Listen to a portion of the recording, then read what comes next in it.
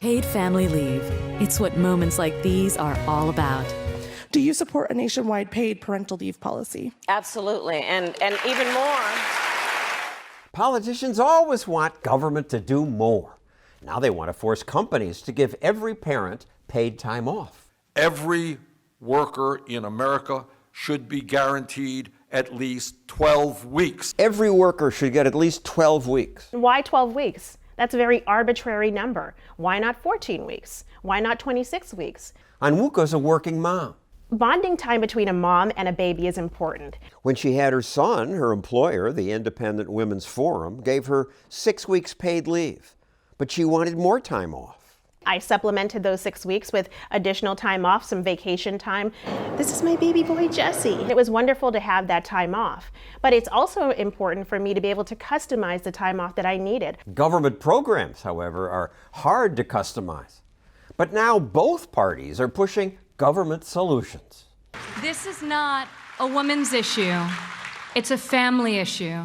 And America, say people like John Oliver, is way behind the world. We and Papua New Guinea are the only countries in the world that do not provide any paid time off. Just us and Papua New Guinea. So it's disingenuous to say, we're the only nation along with Papua New Guinea. Because most American workers already get paid leave. 17% get parental leave. But you jump to 60, 70, 80% when you consider people have sick time off, overtime, or an all-encompassing personal time. So companies and workers are already kind of working this out voluntarily. They are. Paid leave is spreading. And not just for high-paid employees. We're talking about Chipotle workers, CVS workers, Walmart workers started to get paid leave. Why would CVS and Walmart provide this voluntarily? For an employer to attract good talent or retain their talent, they need to offer benefits that really resonate with workers. Paid maternity and paternity leave is one of those benefits. It'll be good for business. Politicians are so arrogant that they say they must tell business what's good for business. Good for business is good for this country. In truth, it's bad for business and not even good for most women. If we look at how the rest of the world has provided very generous paid leave, mandated paid leave plans, we see that it actually has a negative impact on women. Why would that be? Because mandatory leave makes young women a hiring risk. If an employer has a young woman in front of him of childbearing age, and he's thinking, okay, I have to provide paid time off for this young woman, or I have a potential other employee who's a male. The male becomes a safer bet. And sure enough, in California, the first state to mandate paid family leave, a study found women of childbearing age were more likely to be unemployed. And in Europe, lots of women do work, but in lower level jobs. American women are more likely to be in senior level positions, managerial positions, than women in Europe. Twice as likely?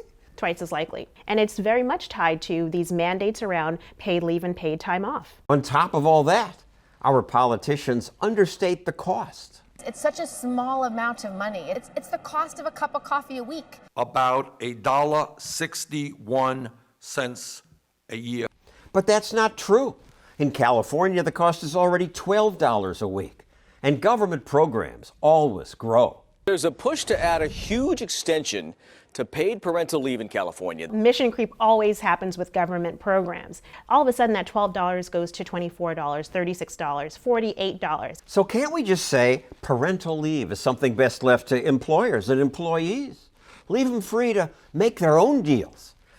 Probably not, I'm sad to report, because now even politicians who call themselves conservatives want government to do something.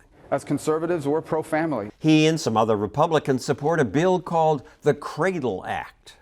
The Cradle Act would allow new parents to tap into their Social Security savings. At least the Republican plan is not mandatory. Anyone can choose whether or not to participate in the program. Here's Onwuka at the press conference showing her support. Already Social Security is unsustainable. Now you're going to break it open for paid leave? But it's not a growth of government. What's interesting about this plan... Yes, it is. You're tapping your Social Security. There'll be a new bureaucracy to monitor it. It's not a new entitlement. It's not a new bureaucracy. It is literally just allowing workers to tap into Social Security benefits that they're already paying for. So when they're older, there'll be less in their Social Security fund, and there won't be enough money, and we'll have to raise taxes again. Older workers or retirees have more resources when they retire. Younger workers are the ones who have lower incomes. Give me a break. Can't we ever say there's something that's not government's job? We're already $22 trillion in debt.